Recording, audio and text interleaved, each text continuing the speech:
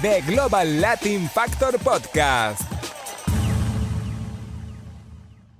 Welcome you and all to another episode of the Global Latin Factor Podcast, where we talk about Latino everything. That's right. And today we have another episode and we're bringing you some amazing Latinos. So if you want to hear who we're talking about, stay tuned, log in, make sure that you subscribe, hit the like, hit the bell so you can get notifications when we drop episodes. Weekly episodes, Wednesday, 3 p.m. Central Time. Go to the website if you want some of this gear. And appreciate the ones that already bought some gear. We've seen it and we appreciate it. Thank you very much. You mean the world. And we can't wait to get more subscribers to, like Carlos said, get them plaques. Because thank you to every single one of you, especially the ones that have been riding with us since the beginning of time and getting us to this point in time. We have great production. We're doing amazing work. Shout out to Carlos and Fishbowl for, letting us do this. But we want to get bigger. We want to get bigger, and it's going to be thanks to you. So we're going to go ahead and begin this episode with Don Francisco, a.k.a. Mario Luis Kreutzberger Blumenfeld, born December 28 in 1940 in Telca, Chile. He's a Chilean television personality who hosted the popular variety show called Sábado Gigante. Translation in English, what would that be? Tell me. Giant Saturdays, one of the longest running programs in television history, 53 years to be exact. That's right. Don Francisco was born to German Jewish parents who arrived in Latin America just prior to World War II. His mother was a classical singer and gave him some lessons. And also as a teenager, he found some success on stage as an actor. It was during that time where he formulated the character Don Francisco, which was a funny MC with somewhat of a naughty personality. So when he was there, he did his thing, try to get where he needed to be. Even though his father sent him to New York City in 1959 to study tailoring because his father did tailoring. And his father, what he wanted is for him to be a step above him as far as tailoring. Don Francisco became in love with television. So he said that he was in New York City on a hotel, and this is the first time that he ever seen a television. He said it looked like this thing that he listened to at home, which is this big gigantic radio, but it had a picture. It had a picture on it. And when he saw that the sound and the image matched, he was like, oh my God, this is amazing. This is crazy. So during that time, he just began to oh man, this has got to be something that I have to be part of. Upon returning to Chile, he spent a year learning the technical aspects of television at the Catholic University of Chile in Santiago. And then at that time is when they gave him an opportunity to launch the show called Domingal, which is the Sunday show, later renamed Sábado Gigante, and moved to Saturday in Santiago in 1962, the year that television came into Chile. So that year is when television came to Chile. That is amazing. And it's a long time ago, by the way. The original 8 hours program was a cazuelazo. That means a stew, which is a mix of dancing, comedy, travelogues, games, news, interviews.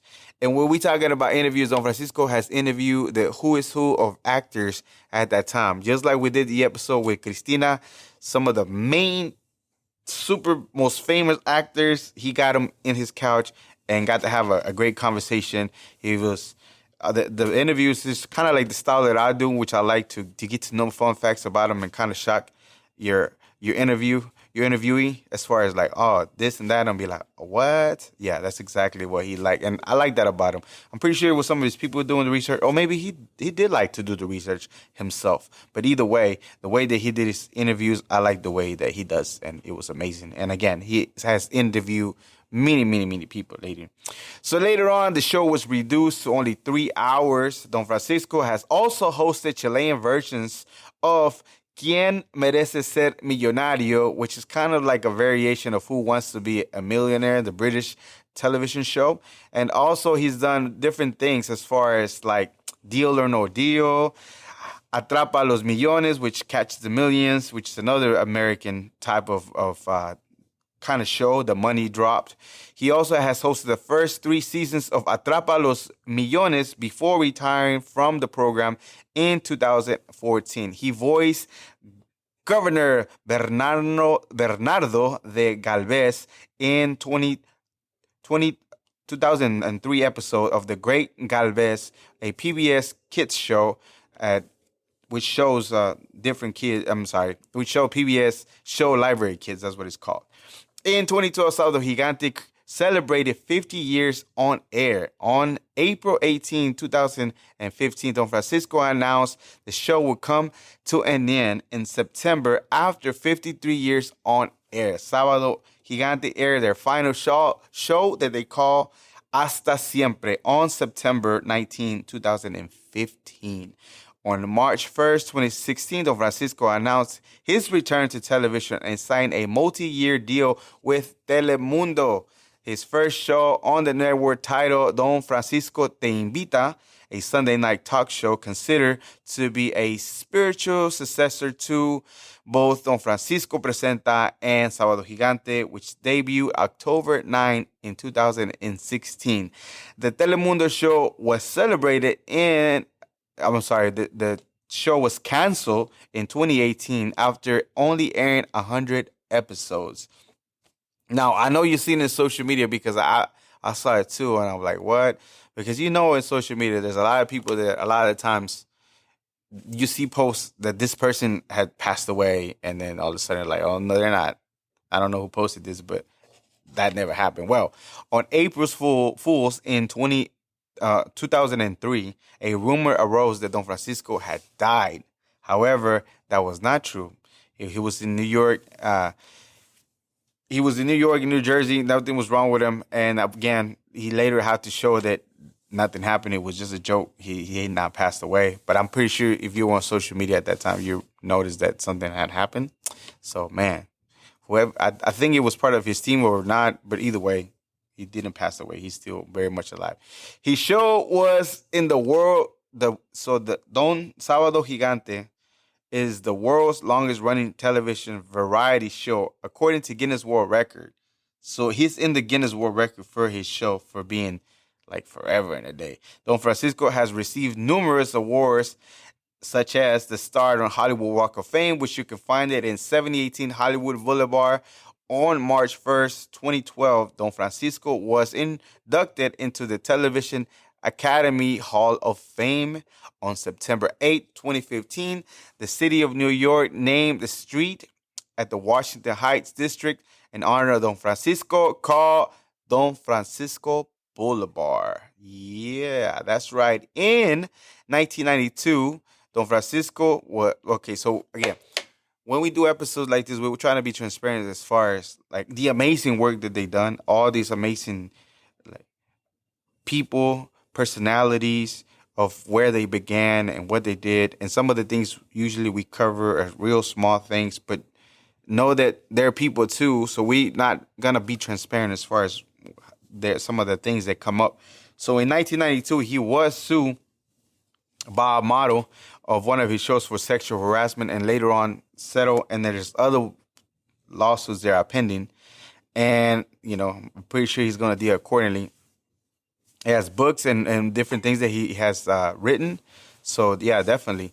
Some fun facts about him. His first language that he ever knew as a young kid was German.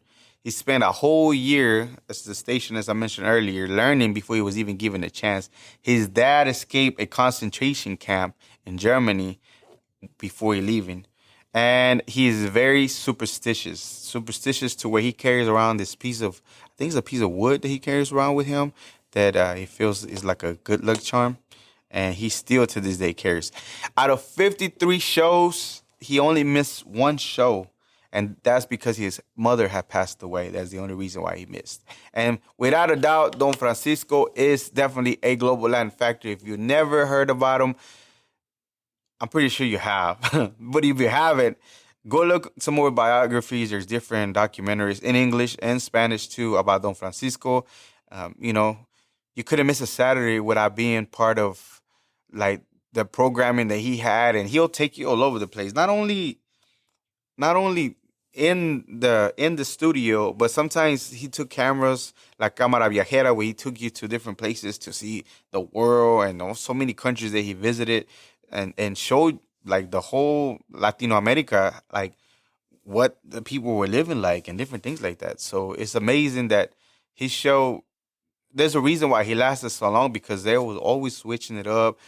People remember Don Chacal, El Chacal, and different things that they just added to the show. It kept evolving. The interviews with amazing. I mean, it only makes sense they would last so long, because he has so many beautiful things, so many segments, memorable segments, and they just keep adjusting. Giveaways, they give away things all the time. Before Oprah Winfrey was giving cars, Don Francisco was giving some major things in the show. So big shout out going out to him again. Don Francisco is definitely a global Latin factor. All right, we carry on to our next Latino or Latina. This is going to be a Latina.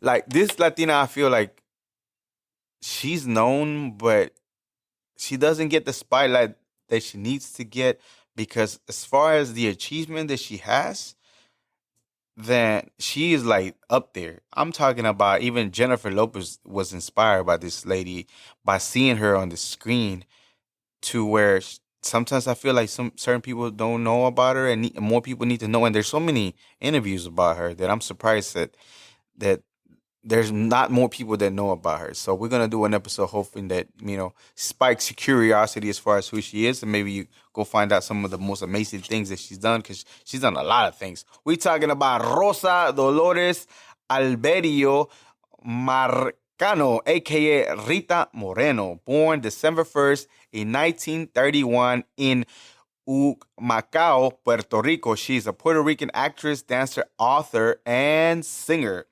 She is one of the last remaining stars of the golden age of Hollywood. So what is the golden age of Hollywood? That is a term that is used in film criticism to describe both the narrative and visual style of filmmaking, which became a characteristic in the American cinema between 1910, rapidly after World War I, and 1960. Yes. So she accomplished a rare feat, winning 4 major North American Entertainment Awards, or the EGOT. That's what they call it for winning this. The achievements are having won all 4 major American Entertainment Awards, such as an Emmy, a Grammy, an Oscar, and a Tony.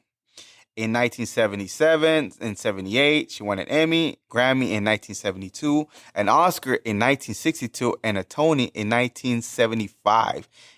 Yes, this lady is like, wow. She is the first Latina to ever, as far as winning, like the actual EGOT, she is the first Latina to win an EGOT. There's like no way that she's not. Well, she is the only one. Oh, the first one. For sure, the first one. And to have all those recognitions, all those awards that are very prestigious in Hollywood, and as far as film and actors, to have that and not be one of the people that always get talked about, that's just crazy to me, because she is that. In 1945, at the age of 13, she made her first Broadway debut in Skydrift. Her first big screen appearance was in a So Young, So Sad in the 1950s, which was a black and white film. Very young still, but she made her thing. She was credited as Rosita Moreno, but soon after that, she changed her name to Rita Moreno. Her early career in the studios, and she had a lot of roles, and she's not the only one, right? There's a lot of Latinos that they want to kind of sort of put her in a stereotypical type of role, and I kind of blame Hollywood for that, the cholo or the maid or the helper or different things like that, and she wasn't gonna be able to. She didn't like to accept those type of roles, or she had trouble getting that, or they will make her like the sex part as far as that. And a lot of the times it was because of her personal things that she had going on after, she had a rocky relationship with Marlon Brandon, which is another actor.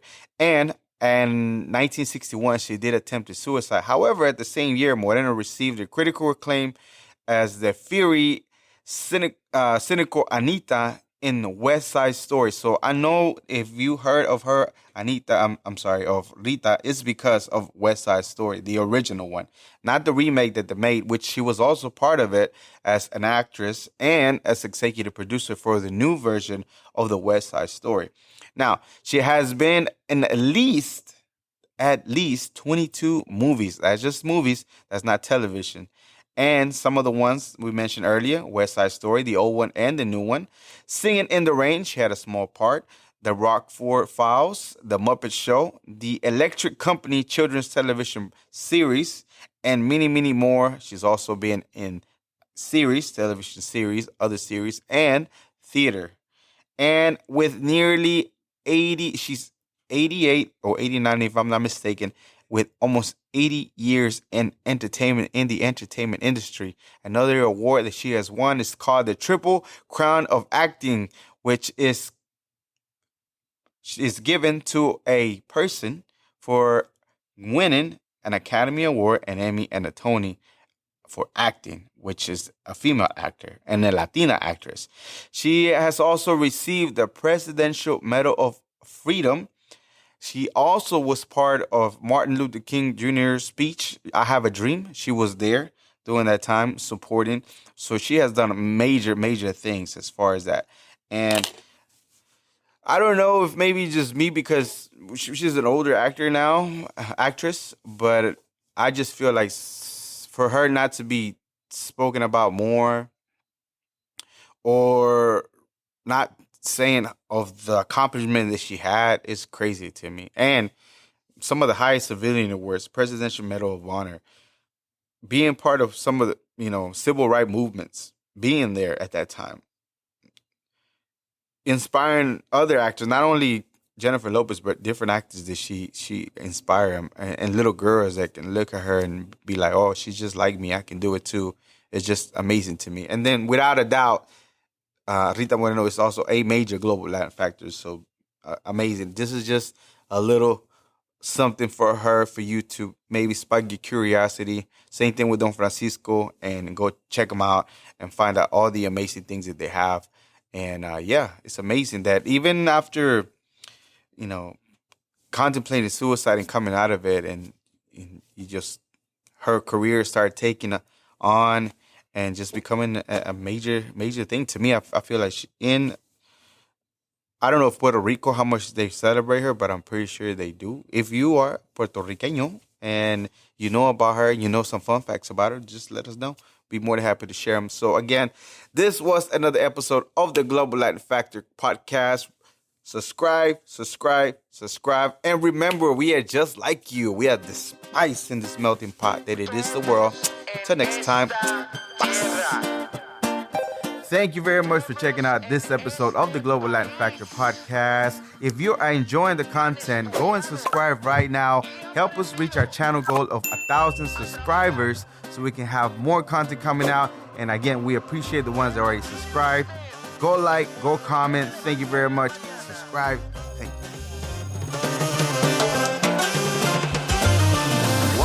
What is de la Vigo? Walks like a pero but in fact is a flamingo. Coming to Havana and reach from Puerto Rico. On a pirate ship, you don't know where do we go. The birds of the jungle chasing fortune and fame but